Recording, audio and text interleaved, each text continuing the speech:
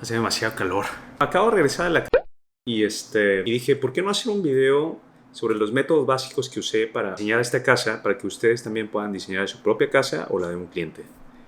Suena redundante, pero yo creo que sí me entendieron, ¿verdad? No.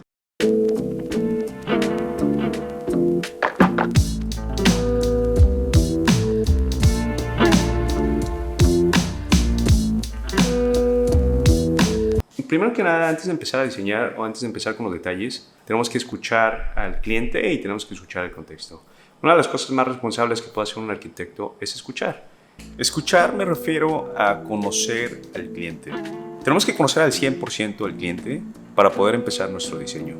Entonces, ¿cómo vamos a conocer al cliente? Es por medio de juntas, es por medio de cuestionarios y por medio de visitas a su casa actual. Entonces, en estos tres tenemos que absorber toda la información posible de esta persona. Nosotros, antes de empezar el diseño, hacemos un cuestionario del cliente. El cuestionario viene alrededor de 40 preguntas. Voy a dejar un link ahí abajo para que lo puedan bajar. Vienen preguntas como: ¿tienes algún artefacto o algún mueble que quisieras incorporar al diseño? O viene a qué hora te levantas, a qué hora te vas a dormir, hasta qué son en la mañana en ciertas áreas y en ciertas no, ¿tienes alguna religión? ¿Vas a vender la casa? ¿O qué piensas hacer con la casa en 10 años? Etcétera. Son preguntas súper detalladas que nos van a ayudar a tomar decisiones en el proceso del diseño. Por ejemplo, si el cliente tiene, digamos, una obra de arte o algún mueble que quisiera incorporar en la casa, tenemos que diseñar acorde a ese mueble o ese artefacto, ¿no? Entonces, tiene que ser ese artefacto o ese mueble favorito, tiene que ser el punto focal en esa área. Otra cosa importante es escuchar el contexto. ¿A qué me refiero el contexto? Los más importantes en el contexto son los vientos y la orientación del sol.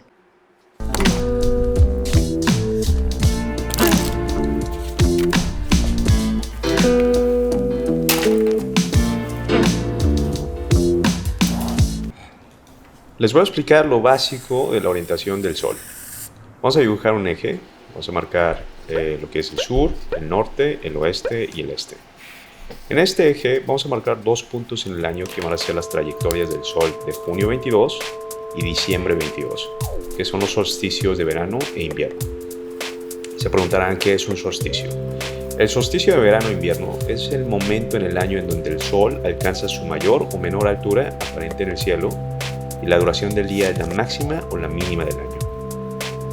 Entonces, más o menos el solsticio de verano, que es el de junio 22, amanece a las 7 de la mañana y atardece o anochece a las 6 p.m. y el de invierno amanece como a las 8 de la mañana y atardece a las 6 p.m. Entonces marcamos lo que es junio 22 y diciembre 22. Entonces lo que marcamos ahí abajo es la proyección y lo de arriba es la trayectoria. Proyección es la proyección en el suelo y la trayectoria es la trayectoria real en el cielo. Marcamos esos dos puntos porque son los límites de la orientación del sol, o sea, de la trayectoria del sol. Entonces, lo que está aquí marcado es la trayectoria del sol durante el año. Entonces, durante todo el año, el sol no va a ir ni más al norte ni más al sur. Entonces, todos los meses se van a estar concentrados ahí en medio, que va a ser los meses de julio, agosto, septiembre, octubre, noviembre, diciembre, enero, febrero, marzo, abril y mayo. Estos dos puntos, que es de marzo y septiembre, se le conoce como equinoccio, que es el cambio de temporada de otoño, y el de primavera. Entonces pasa en medio de los dos solsticios. Entonces, como les comenté hace rato, el sol sale a las 7 de la mañana, ¿sí? 8, 9, 10, 11, 12, 1:30 p.m. es donde alcanza su mayor altura, y 2, 3, 4, 5, 6, 7, 8 p.m. Bueno, ya teniendo esto, una idea básica del contexto, en este caso la orientación del sol y los vientos predominantes, y la información recopilada de las necesidades y los requerimientos del cliente o los tuyos, ya podemos empezar a hacer el diseño de la casa. Teniendo esta información nos va a ser mucho más fácil tomar decisiones durante el proceso de diseño. ¿A qué me refiero? Vamos a tomar como ejemplo el plano de la casa. En base al cuestionario y juntas, se definieron estos requerimientos del cliente. Vamos a tomar como ejemplo uno de ellos. Sol en sala y comedor durante los meses de invierno. Evitar sol en el área común, sala y comedor en los meses calurosos. Poder ver el sol al momento de salir del cuarto al amanecer y que permanezca hasta las 10 de la mañana. Sol en la mañana en el área de la cocina y cuartos privados con aperturas mínimas. Ya que tenemos el análisis de la orientación del sol, podemos aplicar esto para satisfacer las necesidades del cliente. Direccionamos la sala y comedor hacia el sur con una extensión de losa de 1.3 metros para que solamente entre luz del sol en los periodos de invierno y se desvanezca al acercarse a los periodos de verano. En el área del pasillo, donde se encuentran los cuartos, el sol ilumina desde el amanecer hasta las 10 o 11 de la mañana, dándole energía al despertar. En conjunto con los árboles de bambú, le da mucha vida al espacio y además crea unas sombras muy interesantes en las superficies. Los cuartos y servicios se lo colocan en el lado oeste, pero con aperturas mínimas. Como podrán ver, tenemos dos ventanas en la parte de allá. El motivo por el cual las ventanas están de esa forma es porque esa fachada que ven allá apunta hacia el oeste. El sol del oeste es uno de los más difíciles de controlar. Como el ángulo del sol está muy bajo, te llega directo a la cara. Lo que hacemos en el diseño es tratar de evitar alguna apertura, alguna ventana en la parte del oeste. Y si es que tienes que poner alguna ventana, nosotros lo que hicimos es pusimos forma vertical con un ancho más o menos como de 35 centímetros. Además, pusimos en la parte exterior unos louvers. Esos louvers lo que hace es que están angulados para que no entre directo el sol y además sirve como protección. Moviéndonos a los vientos, en el plano vamos a marcar los vientos predominantes que en este terreno vienen del sureste y otros del este. En este caso, el muro de la entrada ayuda a capturar el aire y lo circula a todo el área común de la casa, manteniéndolo fresco durante el verano. Recuerda diseñar aprovechando estos vientos, ya que van a ayudar bastante a mantener la casa fresca. Como podrán ver, el diseño de estos elementos es el resultado de las soluciones que surgieron de las necesidades del cliente y análisis del contexto, entre otros. Esto es de suma importancia, ya que todas las decisiones en el proceso del diseño, ya sea material, forma, apertura, tamaño, volumen, color, textura, conexión, ubicación, etc., tienen que tener una razón de ser, no solo estético, sino funcional. Si antes de empezar el diseño tenemos una perspectiva completa del cliente o la tuya y del contexto, nos va a simplificar bastante la toma de decisiones.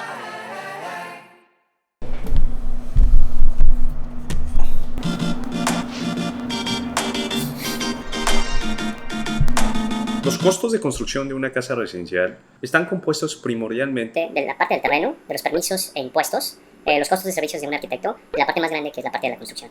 de la parte del terreno. Va a depender si ya tienes el terreno y estás planeando construir allí o si tienes que comprar un nuevo terreno. Entonces el precio del metro cuadrado del terreno va a variar muchísimo dependiendo de la ubicación donde lo quieras comprar. Entonces te puede costar 500 pesos el metro cuadrado o te puede costar 20,000, 50,000 pesos el metro cuadrado. Entonces va a depender mucho de la ubicación que estás buscando. Pero hay factores que van a influir en el costo de la construcción, como son los desniveles, la calidad de suelo, etc. Pero esa parte lo vamos a dejar para otro video. Los costos de servicios del arquitecto, eso también va a depender de la ubicación de donde estés. Yo sugiero que vayas con un arquitecto local y más o menos te den una cotización de los servicios. Aparte de los permisos e impuestos, si ya tienes el terreno y tienes toda la normalidad, todo en orden, ya todos los impuestos pagados, tienes que pagar por lo general unos permisos que son la parte estatal y la parte municipal. La parte de la construcción están divididos en dos partes grandes, que es la parte de la obra gris y la parte de los acabados. ¿Qué es la obra gris? La obra gris, piénsalo como si fuera el esqueleto de la casa.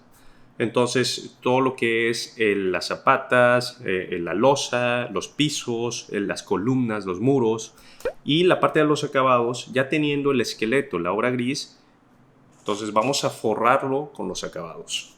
En la parte de la obra gris, dependiendo de la ubicación de donde estés, cuesta más o menos de 3,000 a 6,000 pesos el metro cuadrado. Entonces, si estás construyendo una casa de 100 metros cuadrados, te va a costar entre 300,000 a 600,000 pesos la parte de la obra gris. ¿Por qué varía eso de 3,000 a 6,000? Va a depender qué tipo de block, cemento, tubería, los calibres, grosor de las tuberías de drenaje y agua, la losa, el piso, etc. Por lo general, para construir una casa entre medio y alto, nosotros siempre consideramos 50-50. ¿A qué me refiero? Si te estás gastando 4,000 pesos el metro cuadrado por una obra gris, nosotros consideramos 4,000 pesos por metro cuadrado en la parte de los acabados. Entonces, No hay mucha diferencia en el costo de la obra gris, pero en acabados hay infinidad de opciones. El costo de la diferencia puede ser un poco drástico. Digamos, podemos encontrar un piso cerámico ahí en Home Depot que te puede costar 100 pesos el metro cuadrado, y puede haber pisos de una piedra exótica que cuesta 3,000 pesos el metro cuadrado. Entonces la diferencia entre esos es 30 veces más, pero multiplicándolo con todos los acabados de la casa, tu casa se puede elevar 30 veces más. Pero lo bueno es que no siempre lo caro es lo que estamos buscando, y no siempre lo caro siempre va a ser mejor. Lo importante es tratar de encontrar un balance. ¿A qué me refiero?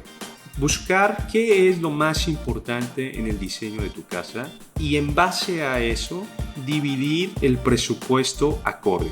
Si tomamos como ejemplo esta casa, el costo de construcción de la casa fue más o menos de 8,000 pesos el metro cuadrado y tiene 300 metros cuadrados en la parte de la construcción, sin el terreno, ¿no? Esta casa, la verdad, no usa acabados súper lujosos. El piso es de 350 pesos el metro cuadrado, muros están hechos de yeso.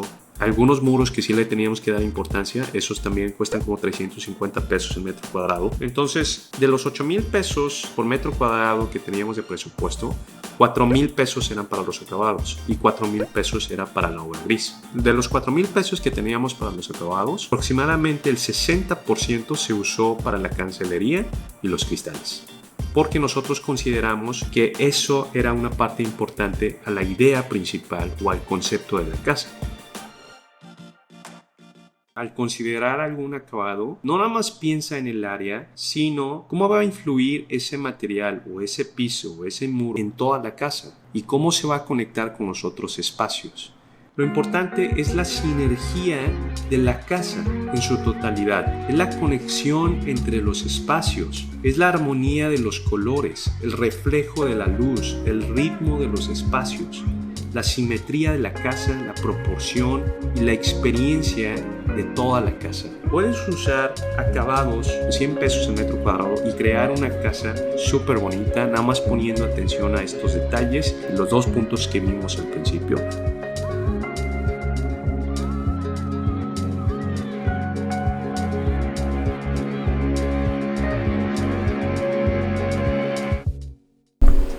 You know your mother will talk about you, your sisters and your brothers too. Por último, que yo creo que es el paso final de la arquitectura y lo que hace diferente entre una arquitectura a una obra de arte es la creación de emociones y sentimientos. Los grandes arquitectos juegan con esta a la perfección, como es Le Corbusier, ¿no? Un ejemplo puede ser la Capilla de Notre Dame en Rothschild y las obras de Louis Barragan, ¿no? Hay una frase famosa de Louis Barragan que es la arquitectura emocional. Y yo creo que es algo súper interesante de la arquitectura, de crear esas emociones y sentimientos. Cuando vas a una de las obras de estos maestros de la arquitectura, ya que el 70, el 80, el 90% tengan la misma sensación o que liberó la misma emoción o los sentimientos, eso ya no es coincidencia, eso ya está pensado por el arquitecto. Además de que está súper difícil conectar los programas, los espacios, la orientación del sol y de los vientos y todo, ¿qué emoción o sentimiento quieres desatar en esa área en específico, pero multiplicándolo a todo el proyecto? ¿No? O sea, ¿cómo haces eso? ¿No? Es increíble.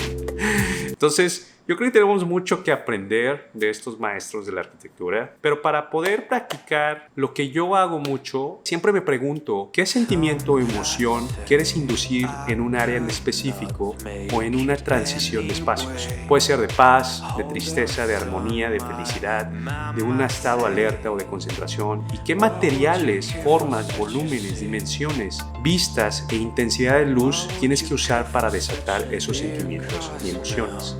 Aquí en la casa usamos la parte de la transición de espacios, jugando con elementos opuestos. Como podrán ver, en esta casa queríamos, al mover del exterior, que es una fachada muy sencilla y sin vistas hacia adentro, pasar por un pasillo cerrado y oscuro que te sientes un poquito claustrofóbico, y al momento de abrir la puerta principal ves todos los espacios abiertos llenos de luz y naturaleza. Crea una sensación de alivio y de alegría. Así como en esta casa, en este proyecto, también puedes hacer lo mismo, ¿no? Entonces, concéntrate en un área. ¿Qué sentimiento o emoción quieres desatar en esa área en específico, o en una transición entre punto A o punto B, o entre una conexión entre dos espacios? y qué es lo que tienes que usar, elementos, volúmenes, materiales para desatar esas emociones o sentimientos. Bueno, yo creo que eso es todo.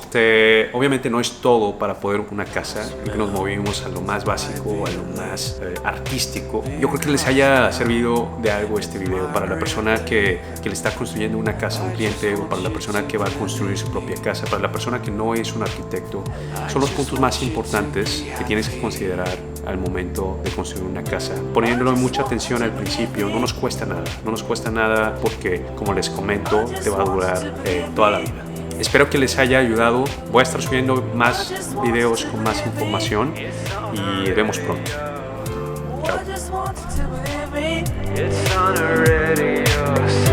I just wanted to believe me, yeah. I just wanted to believe me. It's on the radio. I just wanted to believe me.